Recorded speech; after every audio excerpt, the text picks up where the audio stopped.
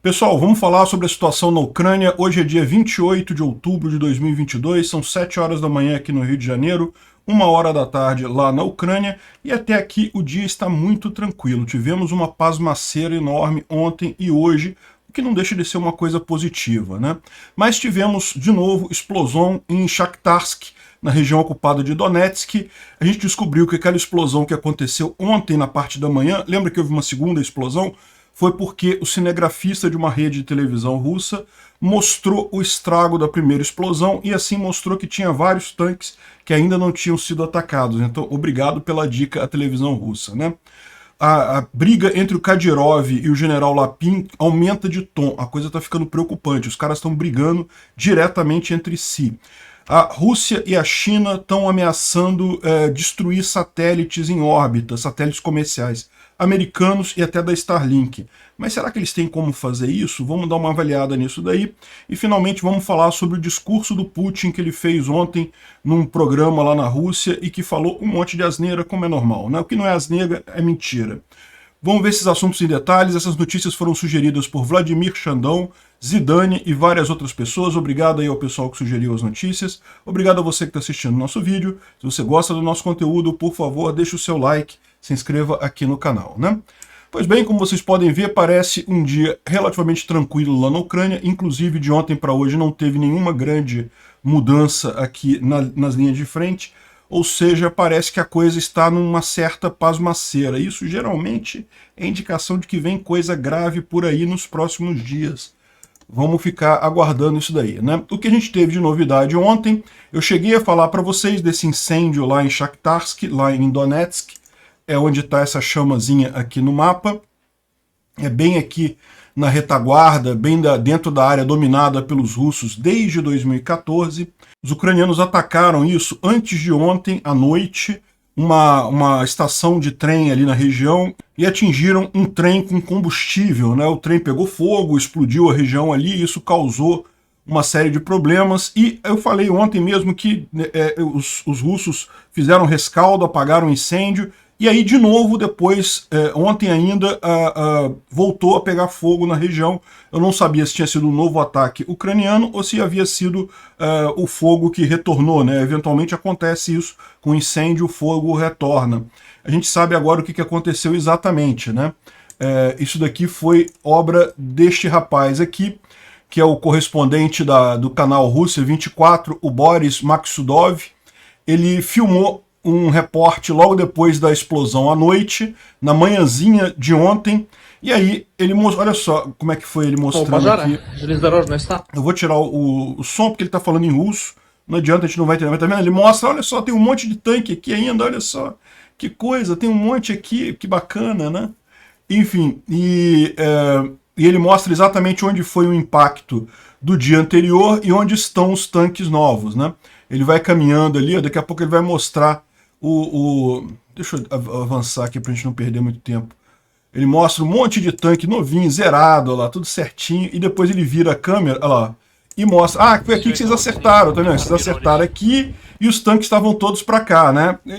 O pessoal da artilharia ucraniana agradeceu, vai mandar uma caixinha de chocolate para ele depois, mas por enquanto mandou só alguns HIMARS mesmo para acabar de resolver o problema, né? Curioso como é que essa ânsia russa de reportar as ações na linha de frente, realmente isso causou danos aos russos desde o primeiro dia da guerra na Ucrânia, né? E o pessoal é muito descuidado. Veja, não é que não tenha acontecido coisa similar com a Ucrânia também, tá? Os ucranianos também já tiveram alguns episódios de pessoas que filmaram ataques russos, e isso acabou dando informação para os russos fazerem um novo ataque, coisa e tal. Isso já aconteceu na Ucrânia. Mas é muito maior do lado da Rússia. Por quê? Porque a Rússia tem esse esforço enorme de propaganda, de tentar colocar para a população russa como eles estão ganhando e coisa e tal. Enfim, acabou gerando esse problema aí, né? Teve um outro depósito de munição também em Donetsk que foi atingido de ontem para hoje, então isso aqui é uma explosão ontem à noite, não é no mesmo lugar ali, a gente não tem a posição exata de onde foi isso daqui, mas dá para ver que é um depósito de munição porque está tendo detonação secundária, tá vendo? Dá para ver os projéteis explodindo aqui, ou seja, isso aqui não é depósito de combustível, isso é um depósito de munição. Bom, fora isso, não teve nenhuma grande mudança na linha de frente, nada, nenhuma ação ofensiva significativa. É lógico, se você olhar aqui, tem um monte de bolinha com arminha, que quer dizer que houve contato, né? Houve briga entre tropas russas e ucranianas, mas no final das contas nada assim significativo, nenhum avanço significativo. A gente sabe que ontem também os russos mais uma vez tentaram avançar até os Erebets, mas acabaram perdendo mais uma vez. Aquela história, na verdade, esses avanços que eles estão fazendo, eles estão jogando para a linha de frente os recrutas novos, e os recrutas morrem, e daí, mas isso impede que o exército ucraniano consiga chegar perto de Kremina. Eles continuam avançando de qualquer forma, mas dificulta o trabalho ucraniano, esse tipo de coisa, né? Estão realmente usando, literalmente usando os rapazes como bucha de canhão, né? Bom, então a gente tem alguns depoimentos colhidos aqui em canais de Telegram russos para dar uma noção para a gente como é que está a situação nessas frentes, né? E, por exemplo, aqui é um canal russo chamado 13º, ele diz que a situação em Kherson é muito ruim. Rapazes, não coloquem muitas esperanças que Kherson não será rendida, né? Não acredite em nada disso. Existe muita coisa, ele chamou aqui wild shit going on. A defesa territorial em Kherson e Zaporizhia é uma história mais ou menos assim. Ao invés de ter uma defesa territorial, você pode acabar armando o inimigo, né? Ou seja, o que ele está falando? Ele está vendo que os russos vão ter que retrair de Kherson mesmo. Por quê? Porque se deixarem para a última hora vão acabar armando o inimigo, como aconteceu em Izium, né? Izium, aquela cidade lá no leste, quando os ucranianos retomaram a cidade, os russos tiveram que sair correndo com tanta velocidade, na chamada Operação Barata Voa, que os ucranianos acabaram pegando uma grande quantidade de munição, de tanques, de equipamentos. Então, ou seja, o que ele está falando aqui, não ter tanta esperança assim, talvez Kherson tenha que ser mesmo cedida e tem que ser evacuada para evitar armar os ucranianos, né? E ele falou outra coisa aqui interessante: na região de Donbás todo mundo estava feliz de nos ver, aqui os inimigos estão em todo lugar. Ou seja, o que ele está falando aqui? Essa ideia de que em Donbás as pessoas estavam felizes de verem os russos é lenda, tá? Não estavam, não. Mesmo em 2014, em 2014 até teve uma aceitação um pouco maior, porque a Ucrânia estava passando por uma convulsão, estava passando por uma briga física grande, né? Mas rapidamente o pessoal ali do Donbás percebeu que a realidade da ocupação russa é muito pior, ainda mais com o desenvolvimento da Ucrânia nos últimos anos, o acesso agora à comunidade europeia. Já acabou essa história do pessoal de Donbás querer entrar para a Rússia. Nunca teve isso de fato, mas o pouco que tinha de pessoas ali que ainda achavam vantajoso em Donbás. Então esse negócio de que em Donbás o pessoal era tranquilinho, isso é mais lenda russa do que qualquer outra coisa. Mas o que ele está dizendo de qualquer forma é que se em Donbás o pessoal estava tranquilo com os russos e coisa e tal, aqui em Kherson não. O pessoal não quer o russo, que os inimigos estão em todos os lados. Então, ou seja, o que ele está colocando é esse aviso aí que a situação lá, na visão dele, não está muito boa. Um outro aviso aqui, um reporte de Kherson: o inimigo não está tomando ações ofensivas. Lembre, isso aqui é um telegram russo, então o inimigo aqui no caso é a Ucrânia. A Ucrânia não está tomando ações ofensivas, mas é digno de nota que eles recentemente começaram a usar o HIMARS com Shrapnel. É o M30A1 que a gente falou um tempo atrás, aquele míssil do HIMARS, que ele explode no alto e espalha um monte de projétil de tungstênio, né? Bolas de tungstênio, ele fala aqui, e isso é muito bom para atingir posições não blindadas e tropas, né? Realmente acaba fazendo um estrago esse tipo de coisa, e sim, os ucranianos estão usando isso lá em Kherson, né? E o Kadyrov, você lembra, recentemente o Kadyrov teve uma base dele destruída aqui numa pequena cidade aqui em Kherson, na margem esquerda do Dnipro. Kairi, o nome da cidade. É mais aqui para baixo, Kairi. Essa cidadezinha aqui. E a gente falou sobre isso, mostramos a cidade, o local todo destruído. Acho que tem a imagem aqui também.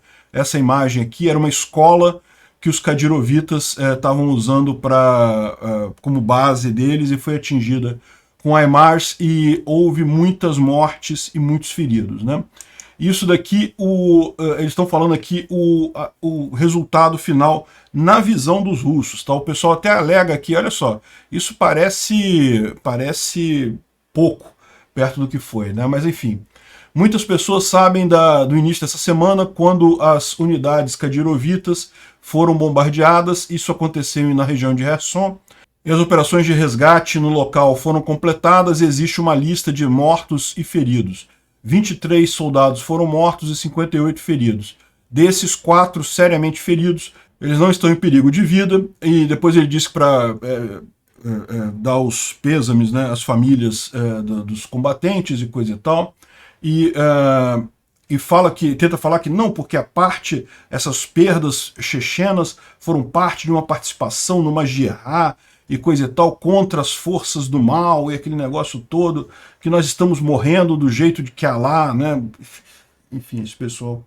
E durante esse ato, fizemos um ato de retribuição em que matamos 70 ucranianos. Lorota, o pessoal não consegue nem... Lembrando que é lógico, né? Isso aqui, o original foi escrito em russo, eu já estou traduzindo aqui já é a tradução do original em russo, né? De nossa parte, nós vamos sempre tomar conta das famílias dos nossos irmãos mortos e coisa e tal.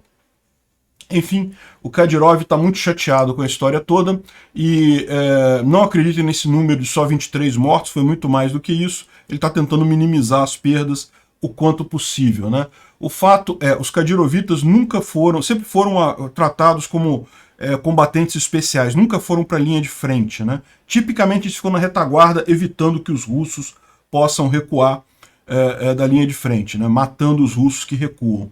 Então, por isso tem poucos mortos Kadyrovitas no final das contas, porque eles não vão para a linha de frente. Eles ficam só lá no TikTok dando tiro para um lado, para o outro e coisa e tal. Infelizmente, eu ouvi dizer que a audiência do TikTok, o número de vídeos publicados no TikTok até deu uma caída com esses Kadyrovitas mortos aqui, né? Enfim, uma coisa curiosa, né? O Tendar está falando aqui que se você seguir as transmissões de rádio russas, você vai pegar a seguinte informação. A visão tática russa em todas as frontlines, né, em todas as frentes ativas, é para entrincheirar e esperar por tempo ruim. Ou seja, eles não têm expectativa de fazer grandes ofensivas e esperam exaurir os ataques ucranianos. Ou seja, esperam que o tempo ruim impeça que os ucranianos consigam avançar, né? Isso é uma coisa que faz sentido. As tropas novas que estão chegando agora são tropas verdes, eles sabem tentar atacar com esse pessoal. Vai acontecer o que está acontecendo ali na região de Kremina, o Kreminá, na verdade a pronúncia é Kreminá, e vão acabar morrendo eles se botarem em combate. Então a melhor esperança para eles é conseguir se segurar em trincheiras e coisa e tal, mas mesmo isso eles não vão ter muita chance de fazer não, né? E isso é a mesma opinião que diz a inteligência britânica, que diz que devido à preparação ruim das tropas novas, as forças russas estão em defensiva na maior parte das frentes ucranianas. Ou seja, é aquilo que eu falei, não quer dizer que não vai haver algum choque em algum lugar ou outro, sempre vai ter uma patrulha que encontra com o inimigo e vai ter alguma ação ali, mas são ações pontuais, não há nenhum grande avanço sendo feito neste momento, e disso daqui a gente tira que inclusive ali em Bakhmut, onde os russos ainda estavam tentando avançar, mas andaram perdendo muito terreno, também a coisa deve ter estacionado, né? E finalmente uma última mensagem aqui no Telegram russo falando sobre Starobilsk. Starobilsk é essa cidade aqui em Luhansk. Ela é uma cidade que está bem na retaguarda russa, é uma cidade que os russos usam como um hub de logística, né? Daqui vai muita coisa para Svatov, para Kreminá e para outras regiões aqui de Luhansk e Donetsk.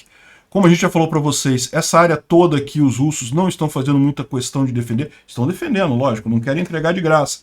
Mas aparentemente o planejamento deles de longo prazo não inclui ficar com essa região aqui. E é curioso que o pessoal está falando lá sobre justamente o quão ruim está a situação, né? E aqui é o Alexander Harchenko, que é um correspondente de guerra também russo, que está reportando. Então, de novo, isso aqui é Telegram russo, né? Os ucranianos controlam muito melhor as mensagens, a gente tem muito menos informação do lado ucraniano, né? Então ele fala aqui, ó, nós tivemos uma oportunidade única e ficamos uma semana inteira nas linhas do norte, nas linhas de defesa do norte, né? Felizmente a Rússia finalmente conseguiu fazer, colocar ativos nas tropas, ou seja, trouxeram um monte de conscritos novos ali, e estão se entrincheirando no chão, né? Ou seja, agora a tarefa principal é deter o inimigo, bem na linha do que a gente vinha falando.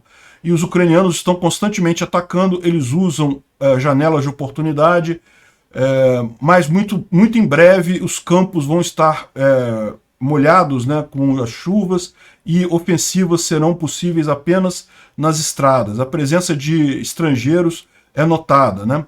Veja, a gente já falou sobre isso, né? Existe uma legião estrangeira entre os ucranianos? Existe, um monte de gente, até brasileiro, tem lá lutando na Ucrânia, né? Alguns chegaram a falecer, infelizmente, ainda tem brasileiro lutando lá na legião estrangeira, mas é um número muito pequeno.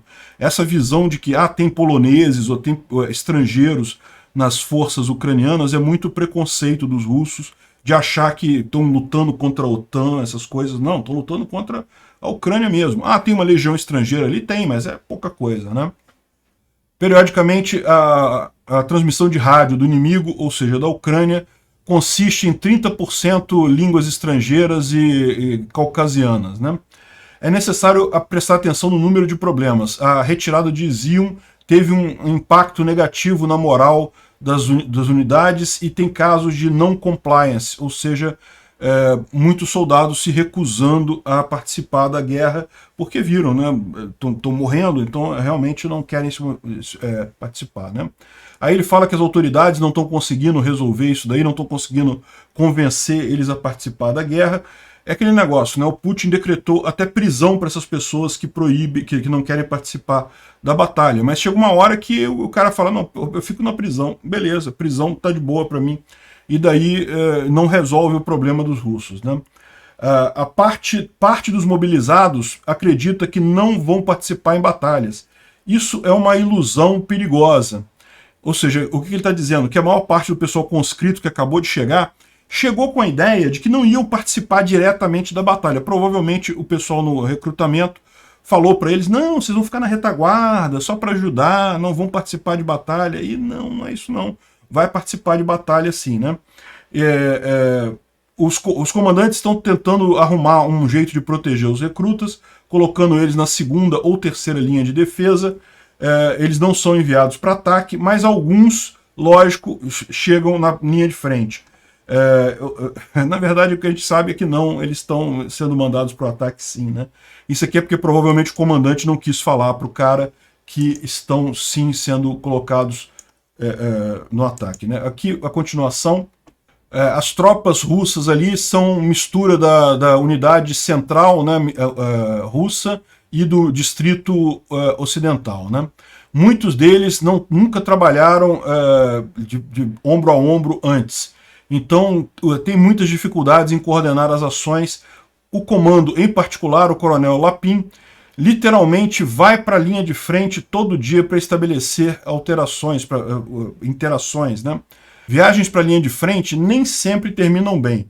Um pouco mais de uma semana atrás, os ucranianos bombardearam, né, um comando armado, um veículo armado de comando, e tivemos que voltar com pneus vazios, né? Em outra ocasião, tivemos que deixar o local lá na linha de frente e depois de 30 minutos teve um bombardeio muito grande ali, depois de 30 minutos que eles saíram do lugar, né? Então, ou seja, o que ele está falando aqui é justamente um pouco mais daquilo que a gente já tinha mencionado. Os russos estão trabalhando em defender-se e em esperar o tempo ruim para impedir que os ucranianos consigam fazer ofensiva. Como está tudo calmo do ponto de vista da linha de frente ucraniana também, pode ser que os ucranianos tenham resolvido esperar agora passar a Rasputitsia, que é a período das chuvas e da lama e coisa e tal, para fazer só ações agora no inverno, quando o chão endurece. Pode ser que seja isso, ou pode ser que essa calma toda seja justamente os ucranianos se preparando para alguma contraofensiva final antes do período molhado lá, antes das chuvas de outono por lá, né? Bom, aqui no Instituto para Estudo da Guerra, eles falam sobre a questão do discurso do Putin, a gente vai falar daqui a pouquinho sobre isso, e falam que sobre a questão dos satélites também, dos russos ameaçando atingir satélites comerciais. Como a gente vai falar em detalhes sobre isso daqui, eu não vou entrar em muitos detalhes na análise deles aqui. Um ponto importante, a gente falou sobre isso ontem, né? A briga entre o Prigozhin e o Lapin. O Lapin é o comandante do exército russo, o Prigozhin do grupo Wagner, e também o Kadyrov agora também tá nessa briga, também criticando muito fortemente o Lapin lá, né? Então ele fala aqui, ó, caro amigo Prigozhin, que é um guerreiro natural, nasceu um guerreiro e não sei o que lá. No entanto, com relação ao general Lapin, nos últimos dias eu tenho tentado estabelecer contato com ele através dos meus comandantes de forças especiais, mas meus rapazes não conseguem achá-lo. Um comandante na posição dele não deveria manter contato com seus colegas. Eu quero falar com ele sobre o recente breakthrough, né, o recente avanço ucraniano em Terni, Troitsky e Ampolova. É aquela história que a gente comentou para vocês, que os russos chegaram aqui, depois que os ucranianos já tinham tomado essa parte, os russos chegaram a tomar novamente até esse rio Zerebets, mas aí os ucranianos conseguiram novamente avançar, né? E por todo um dia as forças lá não conseguiram achar os guerreiros do Lapin. E, enfim, ele está criticando o comando russo, o comando do exército russo de forma muito, muito forte, e isso é algo que está criando uma tensão muito grande, né? Aquele negócio, virou uma briga entre os comandos ali. O Putin quis fazer uma guerra, chamando os amigos para serem comandantes, aí os amigos estão começando a brigar. Agora que a coisa ficou ruim, enquanto estavam conseguindo avançar alguma coisa, estava tudo bem. Quando começa a ter problema, quando começa a ter que recuar e coisa e tal, fica um jogando a culpa no outro, né? Bom, eu já falei sobre isso ontem, que a mídia ocidental recebeu mais de 1000 páginas de documentos militares deixados num bunker de comando em Balaklia, na Ucrânia. Balaklia é essa cidade aqui próxima a Izium. Foi aqui que começou a grande contraofensiva ucraniana, que acabou liberando Kupiansk, Izium, Lima, toda essa área aqui. Começou com a derrubada de Balaklia. E esse aqui é o bunker do comando lá na região, e eles identificaram, eu acho que tem aqui esse aqui é onde era a região, e eles conseguiram pegar um monte de informações lá, né? Saiu uma coisa na Reuters sobre isso, a gente falou ontem que iria sair, saiu já agora o assunto, e tem, por exemplo, todo o comando, né, de como é que é a linha de comando até a região do grupo ali, do coronel que estava responsável por Balaklia, né? Então isso daqui, e tem mais as informações aqui de como era a estrutura do exército russo ali naquela região. Eles falam sobre uma série de coisas aqui, e o principal que ele fala justamente é sobre o quanto pouca gente ele tem para comandar, ali, o quanto está faltando gente, está faltando equipamento. Aí ele fala que receberam, depois de muito reclamar a falta de equipamento e coisa e tal, eles receberam 3 quadcopters, 3 drones, né? E dia 20 de julho, mas eles não estavam prontos para voar, porque tinham que instalar o software e não sei o que lá. Enfim, falam também sobre como é que eles faziam para torturar os ucranianos, então tem informação de tortura dos ucranianos lá. Se você pegar aqui a estrutura, né, que ele coloca aqui, ó, você tem aqui o chefe de inteligência, que era um major que justamente fazia, 2 majores, na verdade, que justamente eram responsáveis por esse tipo de tortura ali na região, né, de interrogar as pessoas, né. Então, bem interessante esse artigo, muita informação sobre isso. Esse livro foi encontrado, esses documentos foram encontrados junto de um forno, em que foram, aqui ó, tá aqui o forno, eles foram jogados para serem queimados nesse forno aqui, devia ser um aquecedor e coisa e tal, mas acabou que não pegou fogo. Os russos jogaram tantos documentos no forno para queimar tudo, que não queimou tudo. E daí os ucranianos conseguiram pegar essa documentação. Isso certamente vai ser muito importante para ter uma noção de como é que está as tropas russas, né? E também para, no futuro julgamento por crimes de guerra, responsabilizar essas pessoas, né? Segundo eles falam também, o outro problema era esse, né? Era muito pouca gente. Segundo ele, alguns batalhões estavam com menos de 200 pessoas, 20% do efetivo apenas operacional, né? E aquele negócio, tipicamente, quando você tem uma unidade militar com menos de 50% do efetivo, ela já é considerada não pronta para combate, porque ela não consegue performar da forma correta, né? O correto nesse caso, quando você tem muitas mortes num batalhão ou numa companhia, é você levar esse pessoal para a retaguarda, reagrupar e juntar com outras companhias, outros batalhões que também estiverem com pouco pessoal. Aí você junta 3 ou 4 batalhões com pouca gente e forma um batalhão com gente suficiente. É a forma correta de se lidar com isso, mas aparentemente a Rússia não tem capacidade de fazer isso, porque ela não tem capacidade de pegar esse pessoal e jogar para a retaguarda para fazer essa reorganização. Então continuam essas pessoas lá em Balaklia até o dia que os ucranianos foram lá e retomaram a cidade, né?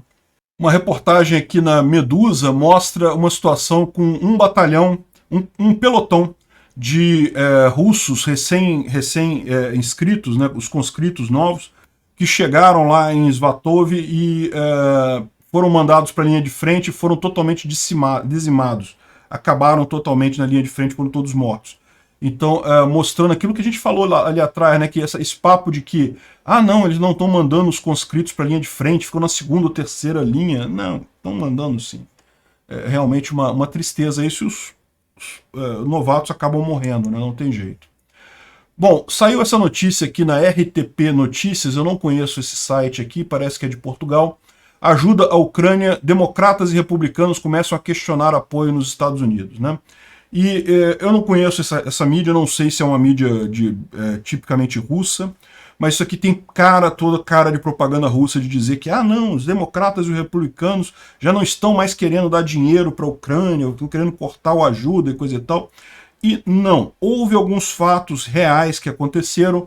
Por exemplo, houve 30 deputados democratas fizeram uma carta para o Biden querendo que ele negociasse a paz com a Rússia, né? Negociasse a paz na Ucrânia. É tudo que a Rússia quer. A Rússia quer negociar a paz porque ela sabe que não consegue ganhar militarmente, né? Então, 30 democratas fizeram isso, mas a coisa pegou tão mal para eles que eles retiraram essa carta, pararam de fazer isso. Por que pararam de fazer isso?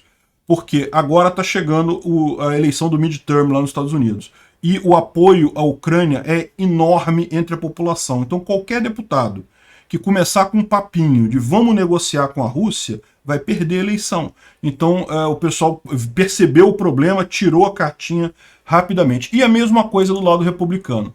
O senador Kevin McCarthy, que pode se tornar o representante, o presidente da Câmara, né, seria o equivalente aqui no Brasil ao presidente da Câmara, né, o Speaker of the House, que é como eles chamam lá nos Estados Unidos, ele pode se tornar isso se os republicanos ganharem a maioria no Congresso lá. Ele falou que não vai mais dar um cheque em branco para a Ucrânia, que vão querer rever os financiamentos da Ucrânia e coisa e tal.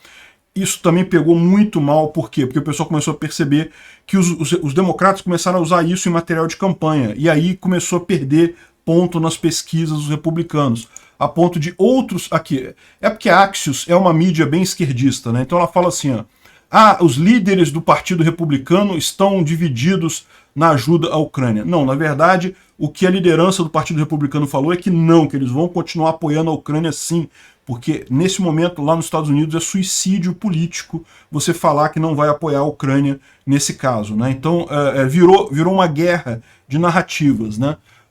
É lógico, os russos estão aproveitando isso para tentar botar medo. Olha só, os americanos podem estar cortando financiamento, mas na prática não tem isso não. Todo mundo que falou contra a Ucrânia lá perdeu popularidade muito rápido. A filhada do Putin fugiu da Rússia. Ela é uma jornalista ou atriz, agora eu confesso para vocês que eu não sei.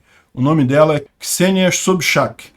O motivo da fuga dela é porque parece que ela sofreu uma ação de busca e apreensão. Ela tem sido uma voz crítica da invasão russa à Ucrânia. Então tá explicado. Tá explicado a ação do Putin contra ela de mandar invadir a mansão dela, né, pegar coisa lá, e agora a fuga dela, porque realmente nessa situação, ditadura é isso daí, né? No final das contas, quem fala contra o ditador acaba sendo perseguido. O Putin fez um discurso ontem num evento chamado Valdai Discussion Club. Juntou um monte de jornalistas do mundo todo e ele fez um discurso e depois respondeu algumas perguntas. E é lógico, na mesma posição de sempre, falou que a Ucrânia não tem direito de existir. O que ele falou, na verdade, foi uma coisa ainda pior, né? Olha só. Ele está falando que isso não é uma paráfrase, né? Isso aqui foi literalmente o que o Putin falou. O Putin falou o seguinte: para ser honesto, eu agora imagino o seguinte, francamente, a única real e séria garantidor do Estado da Ucrânia, da soberania ucraniana e integridade territorial, só pode ser a Rússia, que criou a Ucrânia de hoje, né? Chega a ser cômico isso, né? A Rússia que está invadindo a Ucrânia, que está desmembrando ou tentando desmembrar pedaços da Ucrânia, ela que seria a garantidora do Estado ucraniano, isso não tem lógica nenhuma, isso é um absurdo completo, coisa que só faz sentido na cabeça de um ditador doente, né? Isso aqui foi um ato falho dele, né, durante o discurso lá. Nós tentamos... como é que eu vou traduzir isso para o português? Eu vou fazer o melhor possível, tá? Nós tentamos merdalhar as relações nossas, tanto com a liderança ocidental, dos países ocidentais, quanto com a NATO, né?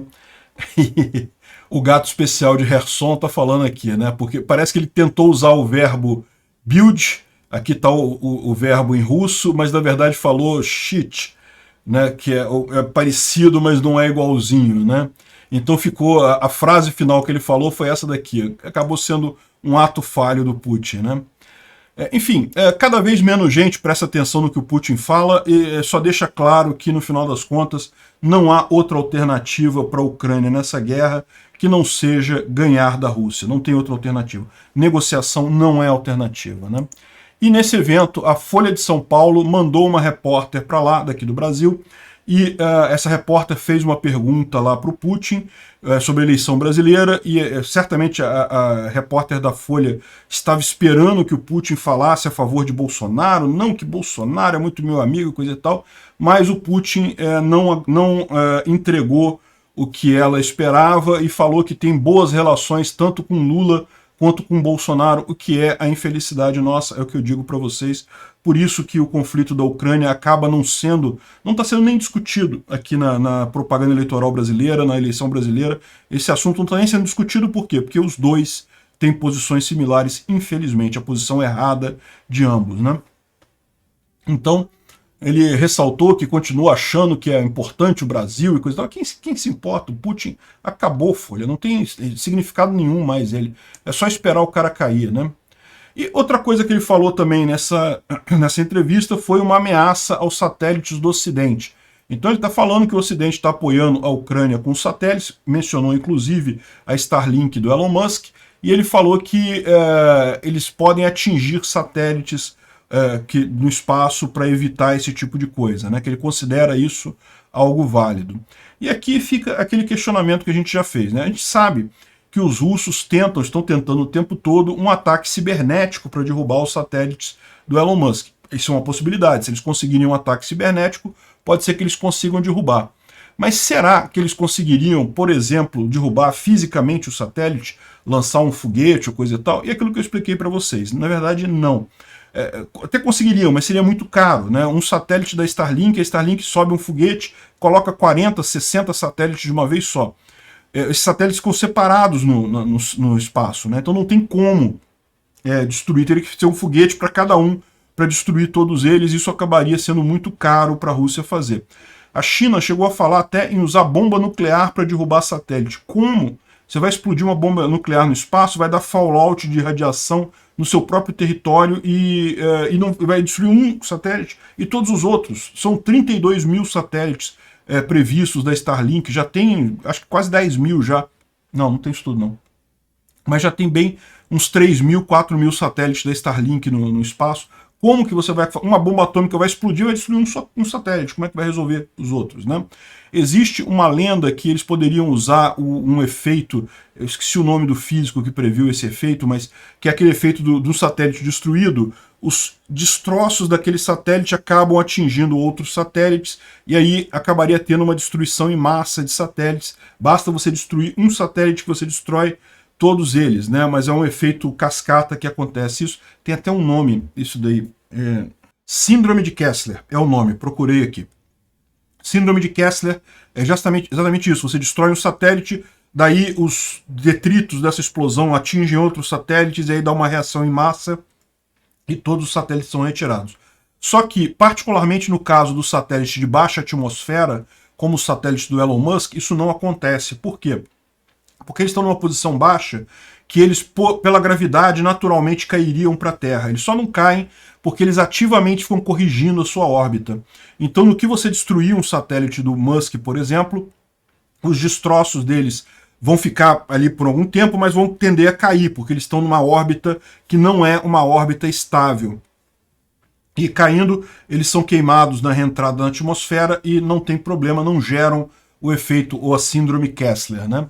Então, eu não vejo muito como os russos possam fazer isso. A única alternativa seria com um ataque cibernético, se conseguissem mandar, por exemplo, um comando para os satélites se jogarem na atmosfera. Isso seria uma possibilidade, mas fora isso, eu não vejo outra opção não, né?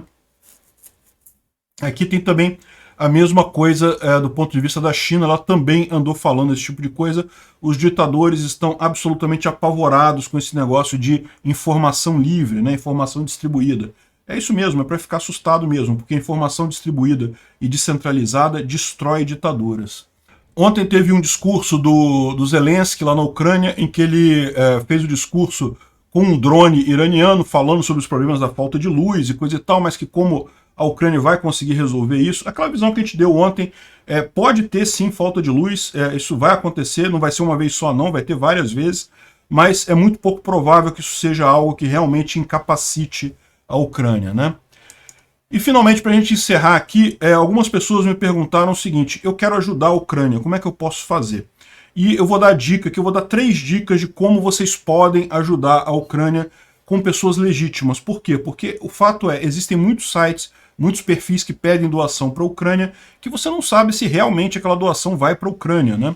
Então eu vou indicar 3 sites com perfis diferentes. Primeiro é o do Dimko Jutenko, que é um rapaz de Lviv, ele mora em Lviv, e ele se inscreveu no exército junto com vários colegas dele, mas como ele não tinha experiência militar prévia, ele ainda não foi chamado pelo exército ucraniano. Os colegas dele todos foram, então ele conhece muita gente na linha de frente, e aí o que ele faz? O pessoal manda dinheiro, ele compra mantimentos, compra cigarro, compra Starlink, compra um monte de coisa para entregar para os amigos na linha de frente. Ele tem contato direto com esse pessoal. Como ele está em Lviv, é relativamente isolado, né, da linha de frente, ele consegue fazer isso, mas ele pega as coisas e leva lá na linha de frente para entregar para os amigos, né? Então é um cara que está disponível, ele fala inglês, você pode conversar com ele, ele tem a chancela de várias outras pessoas. Então, assim, eu gosto de doar desse jeito, gosto de doar para pessoa física. Eu acho que pessoas físicas são mais capazes de fazer uma doação, de serem efetivas, do que grandes organizações ou estados. Então, eu sou um que dou para ele com frequência. O site dele tá aqui o perfil dele no Twitter, Jin0kq. Toma cuidado, porque volta e meia tentam criar perfis impersonando ele, né?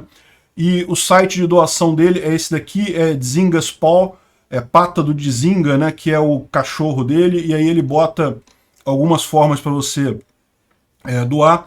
Você pode mandar por PayPal, transferência bancária ou cartão de crédito. Desses aqui eu só consigo mandar por cartão de crédito. Eu tentei mandar pelo PayPal, não consegui. Não sei se tem alguma restrição do Brasil para lá, enfim. Mas, de qualquer forma, fica a dica para vocês, se quiserem doar. Ele é um ucraniano, é uma pessoa que está realmente ajudando nessa guerra. Se você gosta de doar para pessoa física, eu acho que é o ideal, né? Outra alternativa é você doar comprando produtos, né? Então o Saint-Javelin, que é uma loja que fica no Canadá, mas é ligada a ucranianos e manda o dinheiro, todo o lucro que eles obtêm com a venda de camisas, eles mandam para lá. Essa camisa minha, por exemplo, está aqui nesse site, Saint-Javelin. Tem aqui camisas, tem aqui, essa camisa aqui, só que a minha é a preta, essa daqui é azul, né? Mas tem vários modelos de camisa, de merchandising, enfim. bandeiras e tudo mais. Então você pode entrar aqui, olha só, aqui para o Brasil, o preço é um pouco salgado, 40 dólares essa camisa, ou seja, aqui no Brasil daria uns 200 reais. A camisa é boa, tá? A qualidade da camisa é boa, mas é lógico, uma camisa de 200 reais é uma coisa cara para a realidade brasileira, mas lembra, você está ajudando a Ucrânia, esse é o principal foco da loja. E chega aqui no Brasil, tá? Demorou um mês para chegar a camisa, porque eles mandam por correio normal, e aí correio normal demora muito para sair do Canadá e chega aqui, demora muito, mas chega, funciona, tá? Então se você quiser ajudar comprando merchandising, essa loja também é uma loja legítima, é aquele negócio que eu falo para vocês, tem um monte de loja aí que não dá dinheiro não, que fala que dá, mas não dá. Essa daqui a gente sabe, a gente tem referência de que ela realmente ajuda. E por final, tem o próprio governo ucraniano, ele fez esse site u24.gov.ua, que você pode doar, e aqui é aquele negócio, você vai estar doando para o governo. Eu cheguei até a doar para cá por um motivo simples. Uma das coisas que eles permitem é você doar em criptomoeda, e os outros não permitem esse tipo de coisa. Então, isso aqui é uma alternativa. Qual a vantagem que você tem nesse site aqui? Você pode doar com um destino esperado. Eu quero doar, mas eu quero doar só para ajuda médica, não quero dar armas, não quero doar para armas. Ou para ajudar a reconstruir a Ucrânia, né? Ou então defesa e retirada de minas, que seria justamente comprar armas e coisa e tal, né? E aí você escolhe o que você vai fazer, você pode pagar também com cartão de crédito, transferência bancária e criptomoedas. Então permite que você pague com cripto. O lado negativo aqui é que você está dando dinheiro para um governo, né? Mas, assim, eu acho que é perfeitamente válido. O governo da Ucrânia tá claro que está realmente empenhado nessa guerra, e então qualquer doação é importante. Então, esses são os 3 pontos de doação que eu recomendo. Eu vou deixar os links na descrição desse vídeo, tá? Desses 3 sites que eu estou indicando aqui. Existem outros sites, é lógico, eu não estou dizendo que todos os outros são falsos, não, tem um monte de gente com estruturas legais para doação e coisa e tal. Eu estou dizendo que esses aqui são 3 que eu pesquisei, que eu corri atrás, que eu doei pessoalmente, e lógico, para fazer isso eu procurei ver com calma antes de doar. Obrigado por assistir o vídeo até o final. Além de curtir, compartilhar e se inscrever no canal, considere se tornar patrocinador com valores a partir de R$ 1,99. Clique no botão Seja Membro abaixo para saber as condições e vantagens de patrocinar o canal. Mais informações sobre o nosso projeto, visite nossos sites indicados na tela.